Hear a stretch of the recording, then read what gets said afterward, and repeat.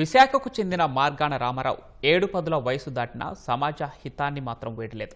వాహనాల నుంచి వెలువడే వాయు కాలుష్య నియంత్రణకు ప్రత్యేక పరికరం రూపొందించి దానికి పేటెంట్ పొంది స్ఫూర్తిగా నిలిచారు.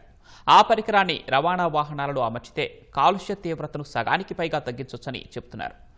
నేవల్ డాక్ యార్డ్ విశ్రాంత ఉద్యోగైన ఆయన దాదాపు 25 ఏళ్లకు పైగా దీనిపై పలు రకాల మోడళ్లను రూపొందించి వాటిని పరీక్షించినట్లు వివరించారు. తక్కువ ఖర్చుతో కాలుష్య నియంత్రణకు ఉపయోగపడే ఈ పరికరంపై ప్రభుత్వం ప్రత్యేకంగా చర్యలు చేపట్టాలంటున్న మార్గాన రామారావుతో ఈటీవీ ముఖాముఖి.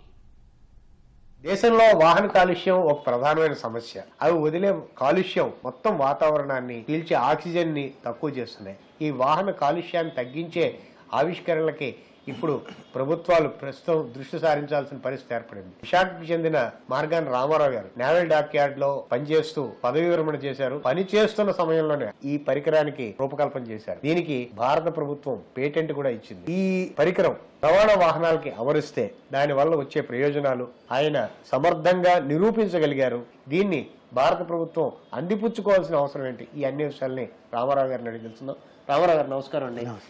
రామారావు గారు, ఇప్పుడు ఈ పరికరం ఎలా పనిచేస్తుంది, ఎంత ఖర్చు అవుతుంది? ఇప్పటికి మన భారతదేశంలోనండి ఇటువంటి పరికరం మాత్రం లేదు. ఈ మధ్యన ఒక 2-3 ఏళ్ల నుంచి బళ్ళు వస్తున్న BS6 అని, ఇంకా మధ్యలో 5 లేదు. 1 లీటరు 50-60 రూపాయలు ఉంది ఐఓసీది. అయితే ఇప్పుడు ఒక మినిమం 300-400 రూపాయలు రోజు అందులో పోయాలా. అయితే గవర్నమెంట్ వెహికల్స్ వాళ్ళు అయితే పోస్తారు, కానీ ఒక ప్రైవేటు వెహికల్ వాడు, ఒక లారీ వాడో, బస్సు వాడో, లేకపోతే ఒక వ్యాన్ వాడో వాడు పోస్తాడంటే నేను అనుకోలేము. మనం అదనపుకోవచ్చు, వాళ్ళు పొయ్యరు.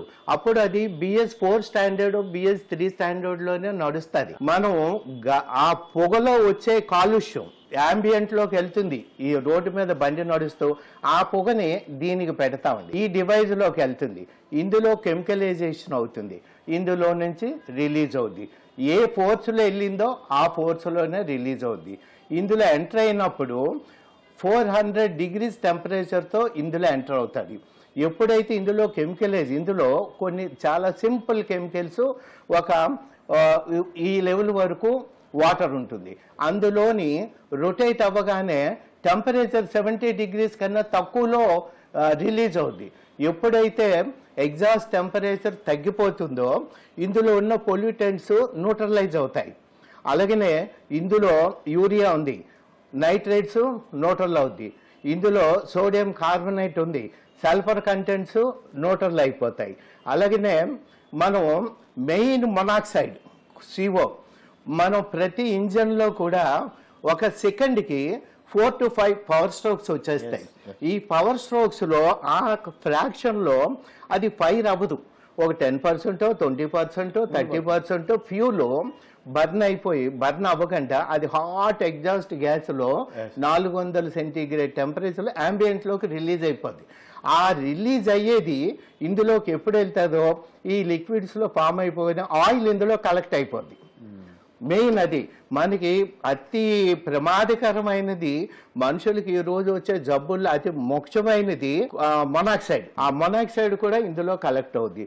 అలాగే సల్ఫర్ కలెక్ట్ అవుద్ది. ఎందుకంటే ఏదైనా ఒక ఫ్యూల్ బర్న్ అవ్వాలంటే కొంత క్వాంటిటీ సల్ఫర్ ఉండి తీరాలి, లేకపోతే బర్న్ అవ్వదు.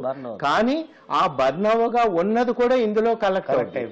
అయితే దీనికి ఎవిడెన్స్ ఏంటంటే మేము దీన్ని పొల్యూషన్ బోర్డు వీళ్ళకి ఇచ్చాం, పొల్యూషన్ బోర్డుకి. ఇందులో 2000 కిలోమీటర్లకి మనకి ఒక 3 కేజీలు స్లడ్జ్ ముద్ద వస్తుంది. దీనికి పేటెంట్ ఇవ్వడానికి ఆ పరిశీలనలు ఎట్లా తోడ్పడి మనకి వాళ్ళు పరిశీలించింది ఏంటంటే ఇందులో ఏ పార్టికల్స్ కలెక్ట్ అయ్యాయి.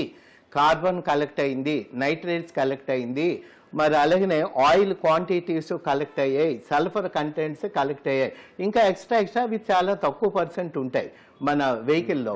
ఇవన్నీ కలెక్ట్ అయ్యాయి. అయితే మనకి మెయిన్ పేటెంట్ ఇవ్వడంలో ముఖ్య ఉద్దేశం ఏంటంటే వాళ్ళు ఇంతవరకు భారతదేశంలో కానీ ఇతర దేశాల్లో కానీ పొల్యూషన్లో అంటే ఇంజిన్ నుంచి వచ్చే ఎగ్జాస్ట్ పొల్యూషన్లో ఉన్నది కలెక్ట్ చేసే డివైస్ ఎక్కడా లేదు. తగ్గించడమే మాత్రమే తప్ప గాల్లోకి వదిలేయడమే. కానీ ఇందులో కలెక్ట్ అవుతుందండి. అంటే అంతా కలెక్ట్ అవుతుందో కొంత అవుతుంది. అయితే అది మనకి హార్మ్ఫుల్ కాదు.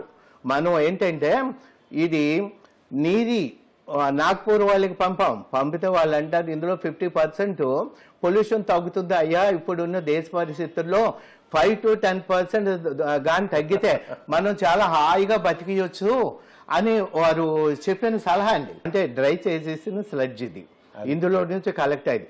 ఇందులో కానీ ఏం పెట్టామంటే ఇది అంటుకొని మరి వదలదండి, ఎందుకంటే ఇందులో ఆయిల్ ఉంటుంది. ఆయిల్, కార్బన్, నైట్రేట్స్, సల్ఫర్ అన్నీ ఉంటాయి. ఇది ముట్టుకుని మరి వదలదు, మళ్ళీ ఆయిల్ పెట్టే క్లీన్ చేస్తేనే చేతికి వదులుతుంది. ఇందులో ఈ స్లడ్జ్లోనే ఇవన్నీ కలెక్ట్ అవుతాయి. అయితే పేటెంట్ వాళ్ళు ఇవ్వటం ఏంటంటే ఫస్ట్ రీజను ఇది లో కాస్ట్ డివైజు, ఎందుకంటే ఇది ఒక లారీకో బస్సుకి వెళ్ళాలంటే 35,000కి అయిపోద్ది. ఇది దీని లైఫ్ అండి మెయింటైన్ చేస్తే 15 సంవత్సరాలు వస్తుంది. ఒక్కసారి డివైజ్ ఒక బండికి వేస్తే మెయింటైన్ చేయకపోతే 10 ఏళ్ళు వస్తుంది. ఇందులో ప్రధానమైన ఇంగ్రీడియంట్స్ ఏముంటాయి? ఇందులో ఉండే మేము వేసే ఇంగ్రీడియంట్స్ అండి మెయిన్ 3 వేస్తాం. ఒకటి అందులో షాంపూ ప్యాకెట్ కూడా వేస్తాం, ఎందుకంటే వాటర్లో షాంపూ ఎప్పుడైతే అవుతుందో నొరగలాగా వచ్చేస్తుంది. ఎప్పుడైతే మనకి నొరగ వచ్చిందో ఆ నొరగలోని ఇవన్నీ రొటేట్ అయ్యేటప్పటికి పార్టికులేట్ మ్యాటర్ అంటే హైడ్రోకార్బన్స్ అన్నీ ముందు అందులో కలెక్ట్ అయిపోతాయి. సోడియం కలెక్ట్ అవ్వడానికి సోడియం బైకార్బోనేట్ వేస్తాం, సల్ఫర్కి న్యూట్రలైజ్ చేస్తుంది. అలాగే యూరియా వేస్తాను. యూరియా ఏమవుతుందంటే నైట్రేషన్ ని న్యూట్రల్ చేస్తుంది. BS6 థియరీ అదే, BS6 థియరీ అదేనండి. కాకపోతే వాళ్ళు కాస్ట్ పెంచేశారు. ఇందులో అసలు ఏం కాస్ట్ ఉండదు, మనం వేసే కెమికల్ కాస్ట్ 30 రూపాయలు. 2,000 కిలోమీటర్లకి ఒక 3 కేజీలు స్లడ్జ్ వస్తుంది. అది తీసేసుకున్న తర్వాత ఈ కిందన ఈ యూనిట్ కింద ఉందండి, ఈ సంపు ఇక్కడ ఉంటుంది, అది ఓపెన్ చేయగానే అది మొత్తం వచ్చేస్తుంది. హెవీ వెహికల్కి అయితే 35,000 అవుతుందండి. ఒక ఆటోకి వాటికైతే 12,000 15,000 మధ్యలోనూ అవుతుంది మొత్తం అంతా. పేటెంట్ వచ్చి 6 నెలలు అయిందండి. ఇదేమో నోవెల్ పేటెంట్ ఆఫీస్ అని US బేస్డ్ ఆఫీసు వైజాగ్లోనే ఉంది. 2-3 years పట్టిందండి పేటెంట్ రావడానికి. మా అమ్మాయి కూడా నాతో పాటు కోఅప్లికెంట్ అండి, డాక్టర్ తులసి మార్గాన్ రామారావు, ఇద్దరికి కలిపి పేటెంట్ వచ్చింది ఈరోజు. ఏ రకంగా ప్రభుత్వం దీన్ని టేకప్ చేయాలంటారు? దీనిలో ముఖ్యంగానండి రాష్ట్ర ప్రభుత్వాలు, కేంద్ర ప్రభుత్వాలు స్పందించాలండి. మొత్తం భారతదేశం అంతా కూడా ఈ అన్ని వెహికల్స్కి వేయవచ్చు. ఈరోజు ఢిల్లీలో చూస్తున్నాం పరిస్థితి. ఆ పరిస్థితి చూస్తుంటే మన దగ్గర ఇది ఉంది, కానీ నేను ఎలాగ అక్కడ తీసుకెళ్ళగలను, ఏ రకంగా తీసుకెళ్ళగలను, దానికి డయాస్ ఏది? ఇప్పుడు ఈరోజు మీరు దీన్ని గుర్తించి ఈ రకంగా మీరు చేయటం వల్ల నాకు ఒక వేదిక దొరికింది. ఇది నేను ప్రజల్లోకి, అలాగే ఈ మినిస్టర్స్ దగ్గరికి, పెద్ద వాళ్ళ దగ్గరికి, పెద్ద ఇండస్ట్రీస్కి వెళ్ళే అవకాశం నాకు మీ ఈటీవీ వల్ల దొరికింది. నేను పవన్ కళ్యాణ్ గారికి పొల్యూషన్ బోర్డు వారి చేతుల్లోనే ఉందండి. రవాణా శాఖ కూడా కమిషనర్లంతా వారి ఆధీనంలో ఉన్నవారే. నా ముఖ్యమైన విజ్ఞప్తి ఏంటంటే ఈ పొల్యూషన్ కంట్రోల్ డివైస్ ప్రాక్టికల్గా ఈరోజు ఏ లారీ బస్సుకు దేనికైనా వేయొచ్చు. రిజల్ట్ మనం తీసుకుంటున్నాం. మీరు దీని మీద ఒక కమిటీ వేయండి, చెక్ చేసుకోండి. ఇది బాగుందంటే వెంటనే ఒక ఆర్డర్ వేసి ఒక జీవో తయారు చేసి మన రాష్ట్రంలో ఉన్న బళ్ళు అన్నిటికీ వేయండి. దీన్ని వేయటం వల్ల మనకి రాబోయే రోజుల్లో పొల్యూషన్ అన్నది బాగా తగ్గుతుంది.